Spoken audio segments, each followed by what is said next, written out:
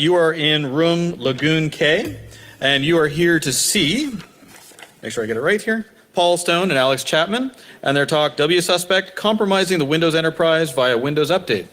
I'll turn it over to you, gentlemen. Thank you. Hello, can everyone hear me all right? Yep, good. Okay, I'll make a start then. So we're going to be talking about Windows Update, and the kind of focus of our talk is Windows Update in kind of an enterprise scenario. So just a kind of brief overview of what we're going to be looking at. So first of all, we're going to just talk a bit about why we decided to look at Windows Update. We're going to explore some of the attack surface of Windows Update, the things we might be able to do with it. Then we're going to talk about drivers, look at what drivers are available via Windows Update, and then we're going to move on to WSUS, which is the enterprise variant of Windows Update. So we're going to delve into WSUS. I'm going to talk a bit about how to compromise it in certain situations, and because we like to be responsible, we're going to tell you how to fix those problems as well. So just brief introductions. Well, I guess we've already been introduced, but I'm Paul, this is Alex. We both are researchers. We work for Context Information Security. We're based in the UK. So first question, why look at Windows Update? Well, one question we had, which apparently lots of people share the same question, is why is it so damn slow? But more seriously, from a security perspective, why are we looking at Windows Update? Well, one of the interesting things about Windows Update is it's a very privileged service. So updates can be downloaded and installed by normal users, by non-privileged users. So there's potential there, potential for elevation of privilege vulnerabilities.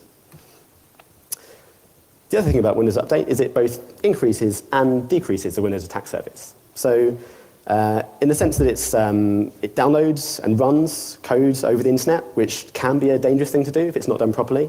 And obviously, it's a necessary thing. So every software, all software needs patching, and Windows Update lets Windows patch itself against vulnerabilities and other bugs and so on. And the other interesting thing about Windows Update, the thing which kind of really piqued our interests to start with, is that not only is there Microsoft code available via Windows Update, but there is also a lot of third-party code, notably in drivers. So with drivers, we're talking about code running in the kernel and other privileged stuff going on. So these are good reasons to look at Windows Update. And finally, it seems that very few people have actually looked at Windows Update in the past. We couldn't find that much kind of research on it out there, so we thought we would have a look. Okay, so just a kind of brief overview of the various different components of Windows Update. So Windows Update is a Windows service that runs. There's an executable called WUAUCLT. I have no idea what it stands for, but that's the thing that runs periodically and actually checks for updates. Contacts the Microsoft servers to see if there's anything, downloads, updates, and so on. There's a whole bunch of registry keys which control things like how often updates are checked for, when they get applied, what server to talk to, and so on. And the actual protocol itself, the way that your computer talks to Microsoft servers, so that's actually a SOAP web service that goes over HTTPS, and we're going to take a look at that in detail later on. There's a local database that keeps track of what updates you've installed and so on. And there's this C Windows software distribution. That's where a lot of the stuff happens. So updates get downloaded and extracted there and so on. And also, if you're kind of looking into this area, doing the research in this area, the Windows Update.log, that's really useful because that shows you what's going on in the background. So these are the kind of things that we were looking at the start. So just briefly, what stuff is there on Windows Update? So obviously there are security updates, there's critical updates, and I guess less critical security updates. And there's a whole bunch of other stuff, just general software updates, things like updates to Internet Explorer and Office and so on. But the thing that kind of caught our eye early on is drivers. So I'm going to hand over to Alex to talk about drivers. Thank you, Paul. So, as Paul mentioned, why did hardware drivers actually appeal to us? So by default, when a new device is plugged into a Windows machine, Windows Update will actually go and download and install the drivers and associated software for that bit of hardware. So I don't know if some common ones like the NVIDIA control panel and that sort of thing actually come down as part of the Windows update. So the hardware vendors submit their code to be distributed by Microsoft. The drivers actually have to be signed by Microsoft, but actually, as Microsoft say in their signing guidelines for ISVs, the code quality is actually the responsibility of the vendor. So whilst they do some checks, they don't actually do rigorous checking of the code submitted to them. And any code that is submitted to them will actually be distributed via Windows Update. So that's really interesting. You've got third-party vendors submitting actually very highly privileged code. So we're talking kernel drivers here running in the core of the operating system to Microsoft, and we're supposed to trust them and the quality of their code to keep our operating system secure. So I guess we've all seen it. What actually happens when you plug in a new hardware device? So you plug it in. The plug-and-play service will detect that a new device has been added to the system and adds it to the Windows device tree. If the driver is recognized or the device is recognized and there's a driver available, the driver will be loaded and the device will communicate and work as expected from there. Where the device isn't recognized, the update service will send the entire device tree up to Windows Update, so that's every single device that's installed on the system. Windows Update then responds with a list of available packages and downloads and drivers, and then the update service will pick the most relevant, download that, and begin installation. And I guess as alluded to earlier, so these driver packages do include other things than just drivers. So you'll get user applications, support applications, a number of Windows services, installation wizards, and other such software along with your required kernel driver. So these are the just a quick overview of the processes involved. So the update service running in SVC hosts there as a highly privileged user. That then hands off to drivinst.exe to actually do the full driver installation. So that will actually place the kernel driver in System 32. We can see the run DLL and DL notify there. That's running as the current user. So that's the user interface that pops up, say, Windows is searching for a new device driver for this bit of hardware, the device is being installed, et cetera, et cetera. And then in this case, there was an installation wizard that came along with this driver installation, and that's there, again, running as a low privilege user under run DLL 32 and newdev.exe. So that's kind of an overview of what happens when you plug in a device. How do we actually go about researching this? So Windows Update has drivers for a large number of types of devices. So graphics cards, bus controllers, network cards, all of these types of things will all trigger a Windows Update search and download the affected drivers, the required drivers. But installing these bits of hardware is actually quite slow. It's a very difficult thing to do on a large-scale basis. So we wanted to choose something that would be a bit easier and cheaper, primarily cheaper, for us to do. So we thought we'd look at a subset of drivers, USB device drivers. So how do we go about finding all the drivers on Windows Update? So the first thing we did, we emptied our drawers, pulled out all the USB devices we could find, started plugging them in and actually monitoring what's happening. My personal favorite there is the little doggo. I enjoy that one. But we ran out of devices quite quickly, and we only had the sort of devices you'd have around your normal office, apart from maybe the dog. So we were set with a number of options. We could go and buy as many devices as we could find, but there's no guarantee we'll obviously find all the devices, costs start racking up, and there's a slow turnaround. So being hackers, what do we want to do? We want to automate this in some way, make it easier for ourselves. So our first thought was, right, brilliant. We've been playing around with face dancers and BeagleBones, all this sort of thing. We could use one of those to emulate USB device drivers and do things that way. Just brute force USB vendor IDs and product IDs, and we'll be done in actually quite a long time. And also, this doesn't parallelize well. These devices are quite expensive, so getting an array of 10 of them is going to start racking up the costs and actually not being all that quick. So it'd be much better if we could search Windows Update. There's no search interface inside Windows, the operating system itself, so the operating system can only check for updates that apply to itself and its current hardware. So bit of a bust there. The WSUS local database does have some hardware drivers listed that aren't currently installed, but by no means all of them. So ideally what we want to do is be able to actually search the SOAP XML web interfaces. Fortunately, Microsoft do provide a web page to do this, so catalog.update.microsoft.com.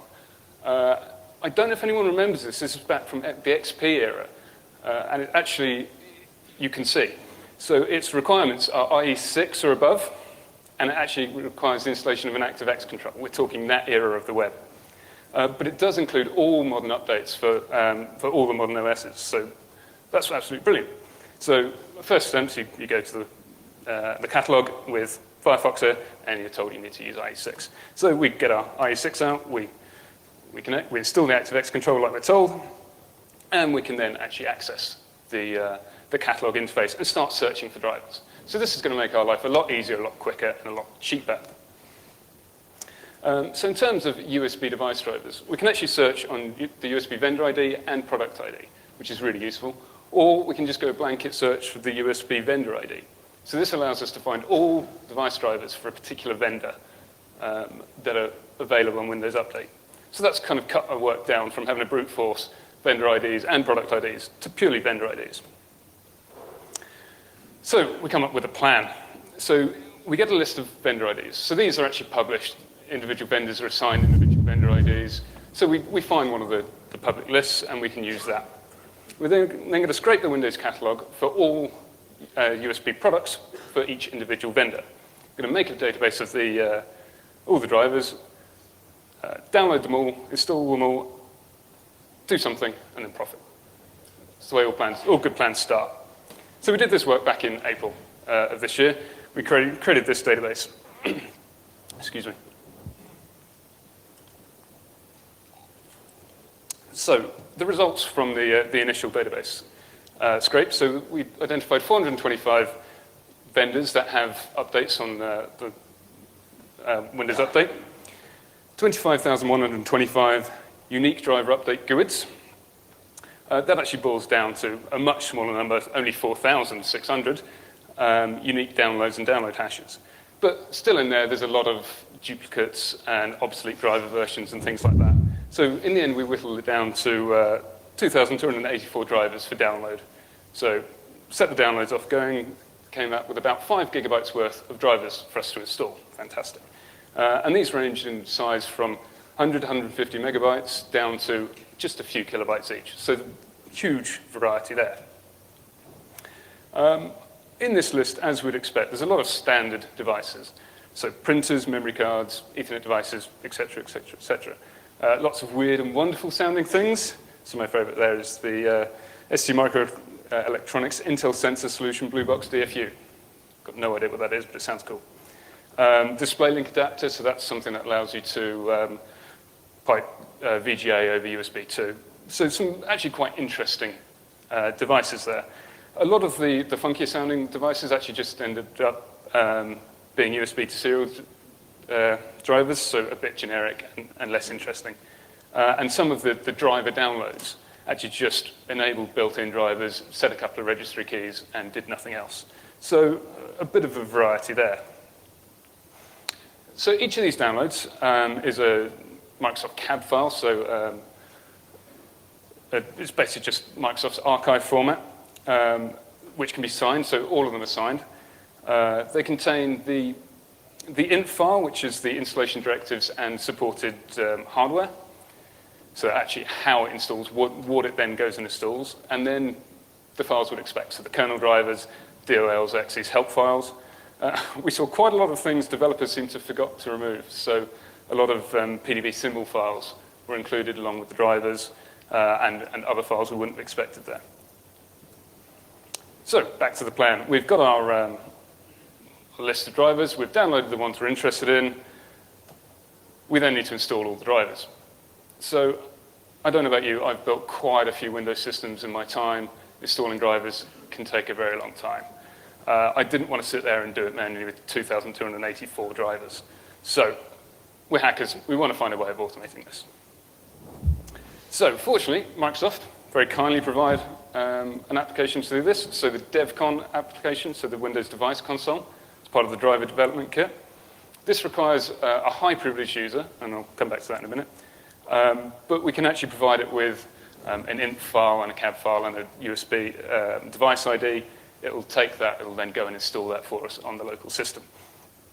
So an example there, and then we get, obviously, the success or failure status of that installation. So we set this up, VirtualBox VMs, automating all from the command line. We bring up a VM snapshot. We launch DevCon via PSXA. We monitor the installation, so we take snapshots of the file system. We run procmon.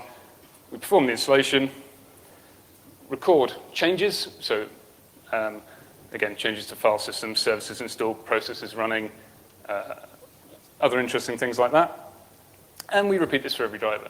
So this, we've gone from our hardware solution or initial idea, done something that's actually highly parallelizable, and we can run it across as many virtual machines as we want to really speed this up. However, it's not a perfect solution. As I mentioned, DevCon actually has to be run as a high-privileged user. So the things we're trying to simulate here is actually a low-privileged user plugging in a physical USB device. And we're kind of 70% of the way there with DevCon, but it's not quite what we want. So we did run it this way. We collected some results, but then tried to improve our methodology. And this is where we stumbled across the Windows Device Simulation Framework. So this is, again, part of the driver development kit, but only in older versions. So the latest available version was in 7.1. It's since been discontinued in 8 and above. So this actually allows the simulation, full software simulation of USB devices. This sounds perfect what we want. Documentation is a bit thin on the ground, but it does come with some really useful scriptable example devices. So using VBS, we can actually create these devices and simulate them enough for our needs. So we acquire this, and then we set it up with our VirtualBox using USB filters to always pass through the simulated device to the VM guest. And this automatically triggers the plug-and-play service to identify the new hardware. And actually then we can automate this as a low-privileged user across all devices very, very easily. So at the end of this process, we attempted to install 2,284 USB drivers. Only about half of them, 1,150, installed successfully. Of those, only about 600 did anything actually interesting. So we ended up with 533 new kernel drivers. Admittedly, we didn't just do this on a single system. We had to do it across all of them, because that's a lot of drivers running on one system. 58 installed auto-run programs, so these either run at boot or when the user logs in. And 12 installed services running as high-privileged users. So I think we can say from our initial attack surface to running all of these installations, it's actually increased hugely. And remember, this is all third-party code. So I'm set up there, I'm thinking, right, brilliant. What I need to do next is create some automated disassembly, vulnerability finding system. I'll do this, and we'll find some fantastic results. Unfortunately, as with a lot of research, we hit two big roadblocks there. So the first one being time. That's a presentation in and of itself. But the more important one was actually scope. So whilst doing all of this, I'm doing it on standalone virtual machines that aren't connected to the network. And we suddenly thought, actually, will this work in an enterprise environment? Because that's the focus of our research. So we fired up a Windows 2012 domain, plugged it all in, WSUS, try and run this through WSUS, and it turns out, no, it won't work. So WSUS administrators have to specifically enable Windows drivers for installation. So in a default installation of WSUS, none of this will work. Great. So let's take a look at WSUS a little bit closer. So pass back to Paul. Thank you. Okay, so we're going to do a deep dive into WSUS. So just a brief introduction. So WSUS is essentially the Windows Update software that you would normally connect to that's running on Microsoft servers, but you can install and run it on your own local server. It's pretty much the same, so it's the same SOAP XML web service. From the client point of view, it's almost identical. The big difference is for administrators. So the idea with WSUS is that it will go and download all the updates and cache them from Microsoft servers, and then it will distribute them out to all the machines in a sort of Windows network. And the benefits for administrators is that they can control when the updates go out, they can test updates and approve them, they can withhold certain updates and so on, and they have visibility of which machines have installed which updates, which machines hadn't rebooted yet, and so on. So let's talk a bit about the security of WSUS. So I tried this. We set up a Windows Server 2012 machine. WSUS is very simple to set up. There's a nice wizard. It takes about 10 minutes to run through. And at the end of that setup wizard, WSUS is up and running. Everything's working, and all it's left to do is just configure the client machines to connect to it instead of connecting to Windows Update. There's one slight problem, is that at the end of the wizard, SSL is not enabled. So this is the kind of default setup. You run through the wizard. There's no SSL for that SOAP web service. Now, to Microsoft's credit, the very first thing you see after completing the wizard is this screen down here.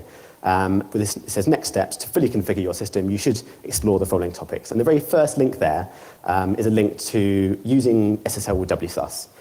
So if you follow that link to the MSDN site, you get to a page that includes this text here. So it explains a bit about the security of it. So what it says is WSUS uses SSL for metadata only, not for update files. So the update files are always fetched over HTTP, and that's the same for Windows Update as well. It then goes on to say that actually the update files themselves are signed, and it uses hashes of the files as well. So when an update is downloaded, it says here, when WSUS checks the digital signature and the hash, and if the update has been changed, then it doesn't install it. So essentially, if the updates have been tampered with in any way, then it's game over. And one really, really important thing is the updates, they have to be signed, but they have to be signed by Microsoft. So let's have a think now. Let's have a think about the potential attacks that we could do kind of within these parameters. So let's imagine that an administrator has not set up SSL for their WSUS installation. So if SSL was not being used, then potentially an attacker, a network-based attacker on the Windows network, could see the traffic, they could intercept the traffic, and they can modify it. But the updates themselves, we can't modify those. We're going to assume that we haven't got any crazy, signature bypasses or anything like that. So we can't modify the updates. So what can we do? So what we can do is we can modify the update metadata itself. So things we could do, maybe we could, if we could intercept the man in the middle of the traffic, we could prevent updates from being applied. So maybe we could prevent critical updates from being applied. It's fairly bad. We could perhaps go back to the driver stuff. We could force certain drivers to be installed, maybe third-party drivers, if we know there's a vulnerability in them, perhaps. Or we could even potentially do things like downgrade attacks, perhaps. We could, find a, if the machine's been patched against a recent O-Day, we could downgrade, find a previous update that kind of remove that protection, remove that update, and then go and attack a known vulnerability.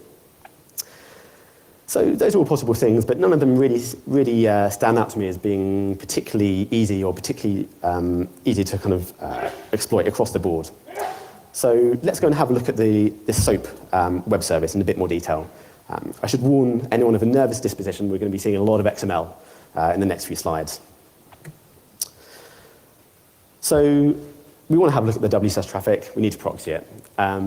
So we can just use a normal proxy like burp, and if WSUS is using HTTPS, then the CA cert from your proxy, that has to go in the machine certificate store. That's opposed to normally you install your proxy cert in the user store, which is what IE uses, but for WSUS it has to be in the machine store.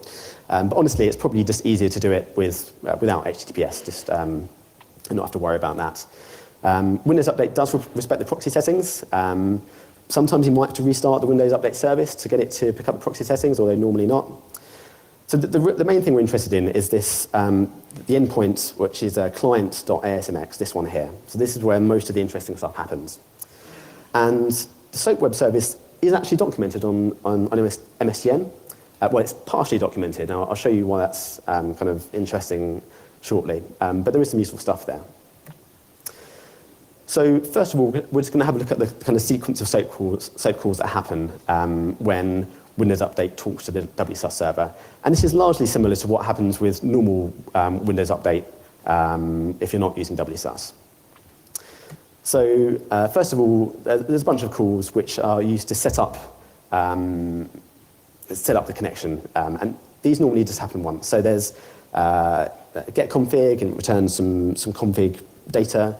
There's get authorization cookie, which goes to a different different endpoint called SimpleAuth. The important thing here is, although it says get authorization cookie, there's no real authentication going on here. There's no kind of Windows credentials going backwards and forwards, nothing like that. WSUS is pretty much kind of unauthenticated service. Anything can talk to it if it wants to. So the client gets this authorization cookie, it then exchanges it for another cookie. I don't know why. But this second cookie is really important because you need it for all the subsequent requests. You need that cookie. And then the computer registers itself. So essentially it says, this is the OS I'm running, this is my computer name, and so on, a few other details. And then the server associates those computer details with the cookie, and then from then on it knows what machine it's talking to. So all this normally happens just once, unless the cookie expires or so, and these calls don't happen that often. So the really interesting stuff is what happens next. So what happens when a computer actually checks for updates? So first of all, there's a call to a method called sync updates. And with that, the client sends a list of all the update IDs that it's got installed. So on a typical Windows 7 machine, there'll be a few hundreds update IDs there. And then the server responds with what new updates there are, if any. What happens next? It does another call to sync updates, but this time it's looking for hardware updates. So essentially, it sends a list of all the hardware and all the driver versions and so on that it's got. And again, the server responds and says either you're up to date or actually there's some new drivers that you need to install. So the responses from the server contain a bit of metadata about the updates. So it contains the update IDs and also some metadata that lets the PC decide whether it needs to or wants to install those updates. So for the updates that the client does want to install, it does another call. It does a call to get extended update info. And with this, it sends the updates it wants to install, and the server responds with a whole bunch more metadata about where to download the files from and how to install them and so on. So we're going to look at a bit more detail in the actual XML now. So this is a sync updates request. I've abbreviated it because normally there's hundreds of IDs in there, but this is literally just a list of IDs, update IDs that it's got installed. The server then responds with any new update IDs. So there's one here. So this is an update ID. Every update has two IDs, don't know why. Bit of metadata, and then because it's XML, there's an XML tag with an XML encoded XML inside of it. Great. Now, I mentioned before that this is all documented on MSDN. Actually, the contents of this XML tag, that's not documented. And actually, that's where the interesting stuff is. So on the next slide, so this is the content of the XML tag, decoded essentially. So this is the update metadata that the server responds with for sync updates. And what's going on here is the update, each update has a GUID as well, so it has two IDs and a GUID, I don't know why. But it lists dependencies, so it says, before you install this update, you must have installed these other ones first. That's in these prerequisites here. And then it's got these applicability rules. And these are checks that the client can do to see if it needs to install the update. So it can specify things like, go and check if these files exist, go and check the versions of these files or DLLs, check registry values, and so on. And there's the kind of Boolean logic there as well, so it can say, you need to have this file and this file, but not this file, and so on. It can get quite involved. So next, once the client's done those checks, it's decided which updates are applicable. It then does a call to get extended update info with a list of IDs that it wants to install. The server responds with this response, and there's kind of two parts here. So the top, we have each update ID has some more XML inside of an XML tag that's XML encoded, and it's got a list of files. So the files essentially say, these are the files you need to download, these are the hashes of the files. So now we're going to look at the contents of these XML tags. So this is the really important stuff here. So again, this is not documented on MSDN, but this XML here, this describes how to install each update. So once the file is downloaded, what do you do with it? So what's circled at the top here is the handler attribute. And for different types of updates, there are different handlers, and they have different types of XML for them. So this is a CBS handler, which is, I think, for cab files.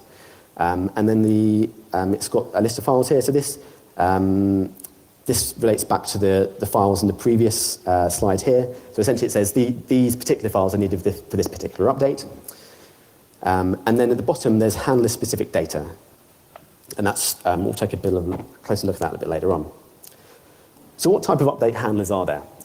So we did a full update from a kind of blank Windows 7 install. So we saw a ton of XML, a ton of different updates and things like that. And these are the different handlers we found. So there's CBS, which, like I said, is cab files. There's update handlers for Windows drivers, for full Windows installers, and so on. But the one that really stood out to us is command line installation. That sounds quite interesting, I thought. So we took a closer look at that. So this is the XML that's used for command installation. This example is taken from the malicious software removal tool. So that's the thing which kind of gets, you see that every now and then on Windows Update.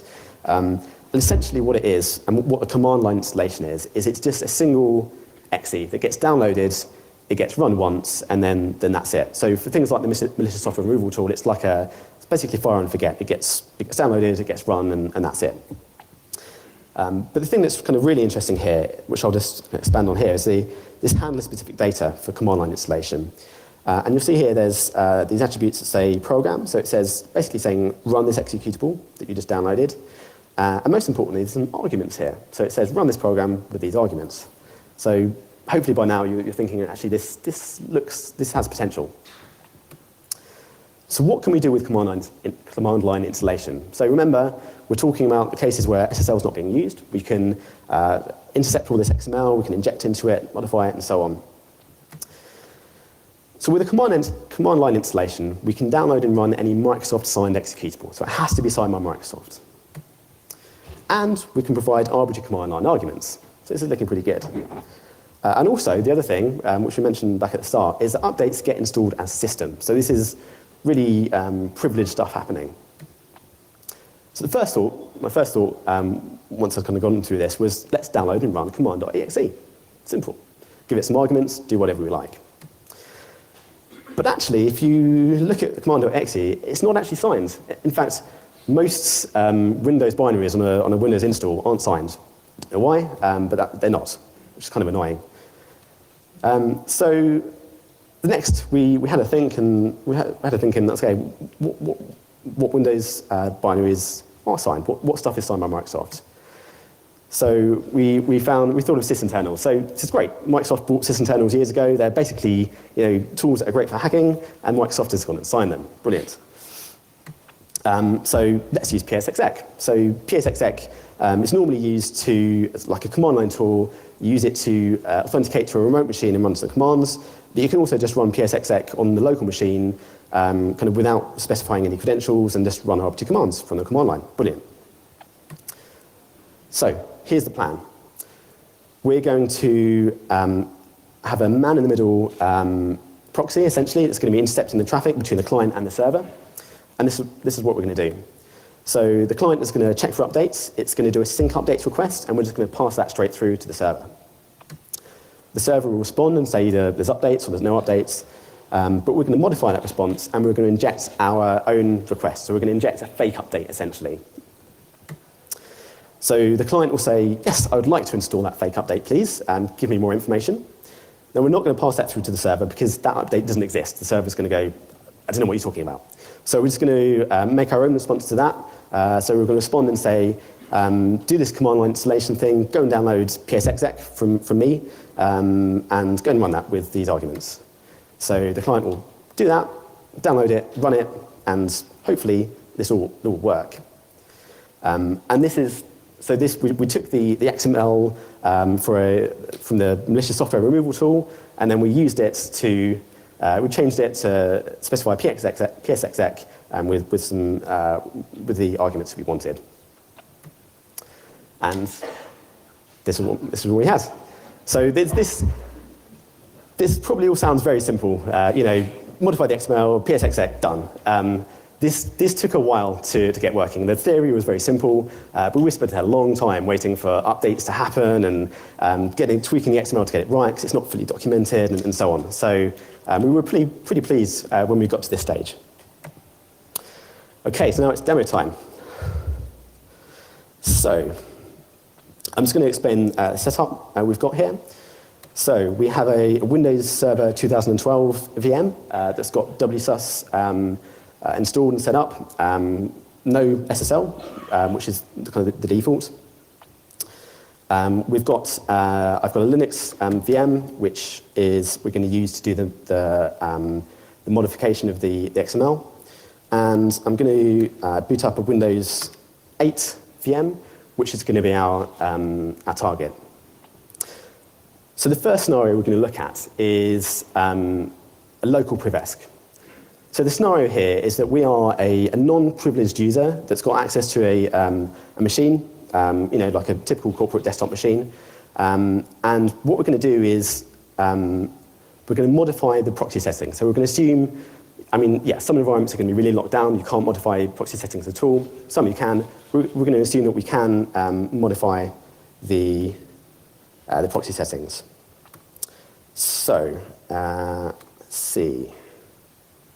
Right, so first of all, I'm just going to do, nothing's changed. I'm just going to check for updates. It's going to talk to the WSUS server, the actual WSUS server, and it should say there's not any updates.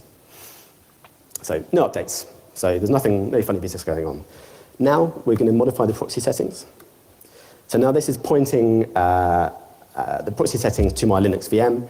It could equally just be we could point at a local host if we had if we could run an executable, just a non-privileged executable on here, and it would work just the same. So if we check for updates again, hopefully, I spent a long time. Oh, that's because I forgot to run my proxy. Right, so let's run my proxy. Yeah, so this is basically a Python script. It's about 200 lines. It's very basic. It just modifies the necessary request, injects a bit of XML, and let's try it again.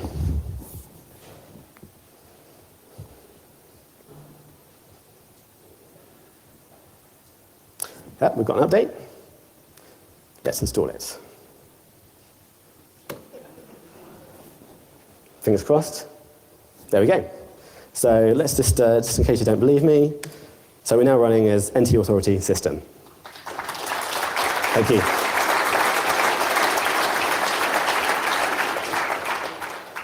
Okay, so we were pretty pleased when we got that working. That was quite good. So that's a local privesk. So that's kind of the first step. Now there are a few problems with this. So we're talking about a corporate environment. Now psexec is often picked up by AVs as an evil hacking tool. So using psexec, maybe that's not the most realistic thing. So it may get blocked if we try and use that, essentially. So we had to think, okay, what else can we use? So this brought us to another sysinternals tool, bginfo. Now, bginfo, if you're not familiar with it, essentially it displays system information on the desktop background. And actually, it's often used on enterprise machines to let admins tell one machine from another, and so on. Now, probably what you don't know about bginfo is you can specify various different custom fields. And one thing you can do is specify a VB script file to execute to produce an output that will display on the desktop. So again, we can run arbitrary code via a Microsoft-signed binary. And also, the other important thing is we can load the config file, so you can create a bginfo config file, we can load it from a network share. So this is the kind of thing we want to run. We want to run bginfo, we're going to specify a share, an unauthenticated share hosted on an attacker VM, and we're going to set it to run this file and launch our VB script. Okay, so demo 2 time. Right. So I'm going to modify a proxy slightly. So bginfo is going to be served up. So the scenario now is that we're going to do it purely network-based. So we're assuming we've got no access to any Windows machines, we've got no credentials, nothing. The only thing we have is access to the kind of the Windows network. So I'm going to use a tool called Responder from Spider Labs. And what this does, we're using it to do a WPAD injection attack. So essentially what happens is machines will kind of call out to the network, say, is there any net proxy auto configuration out there? And we're going to respond and say, yes, you need to talk to my proxy. So if I boot up my VM again, so this time we've got a netcat listener.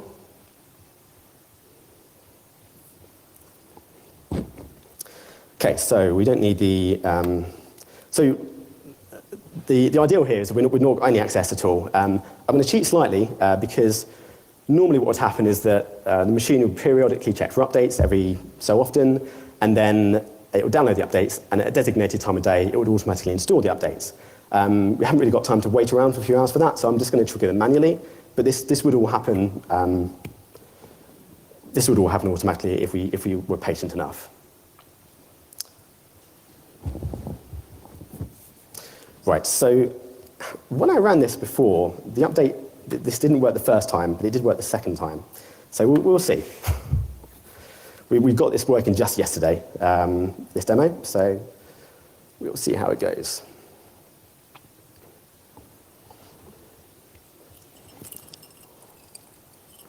I spent so much of my life waiting for these updates to happen.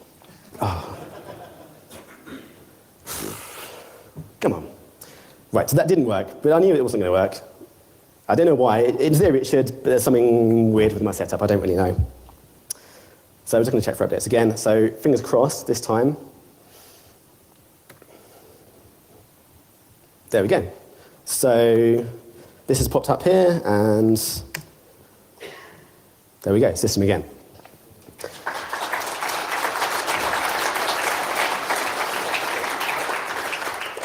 So that probably all looked fairly straightforward, but the really kind of important thing here is we started off with basically nothing. We just, we're on the local network, but we have no privileges, nothing like that. And we can fully compromise, so not to get code running, we can get code running at system of any machine on the network that's using Windows Update, or WSUS rather, with no HTTPS. So that's what can happen if you're not using HTTPS. So for those of you who do pen tests or audits or manage networks and so on, you'll be asking, okay, how can we check for this? How can we see if I'm vulnerable? So it's pretty easy. Just check this registry key. So this one here, W server, has the URL of the WSUS server. If that URL starts with HTTP and not HTTPS, then you've got problems. And you can also check it by group policy as well. So how do you fix this? Well, like I said, Microsoft does recommend using SSL. They have a guide for it. So basically, go and read the guide. It's just a case of deploying a cert and installing it. And if you're using SSL, it will mitigate the attacks I've just shown. They won't be possible. So just to summarize, so we looked at the drivers on Windows Update. So we found a large number of third-party drivers that can increase the attack surface of a Windows machine. So that's interesting, but for the enterprise, which is what we're focused on, it's not so much of an issue, basically because the updates, the admin has to approve the updates. So for drivers, they're only going to probably just approve certain drivers that they need for their environment, and in terms of widely applicable attacks, there's not a lot there. So that brings us to the unencrypted WSUS. So we've shown local privesc, full local network compromise, basically because SSL is not on by default. So the question now is this really a problem? Do all admins follow the hardening guidelines? I'm going to go out on a limb and say no, not all admins probably follow the hardening guidelines, and certainly in our experience, that's, we've seen that as well. So that's it. Before I finish, I just want to thank these guys who work from Text, and they helped us get this all ready in time. So big thanks to those guys. And just before I finish, the question we started off with: why is Windows Update so slow? We spent a few months looking at this. We've gone into some great depth with Windows Update, and to be honest, we have no idea. Sorry. So that's it. The white paper. So if you want to know more about this, there's a lot more detail in our white paper, which you can go to that URL now and get that. We've got a fully worked example of the XML you need to inject and everything to create fake updates. Any questions? Yes. Please. Testing against the SCCM configure because it's easy to discuss the backend. Do we do testing against SCCM? No, we didn't. Great. Well, thank you very much, everyone. And sorry there was so much XML.